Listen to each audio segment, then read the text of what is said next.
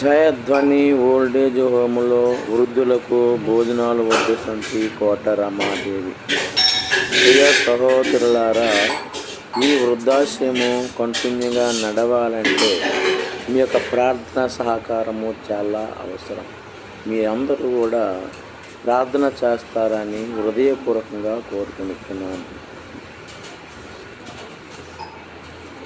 ప్రియమైన సహోదరులారా, జయధ్వని ఓల్డేజ్ హోములో ప్రతిరోజు ఈ విధముగా భోజనాలు జరగాలి అంటే మీ అందరి ప్రార్థన సహకారము చాలా అవసరము.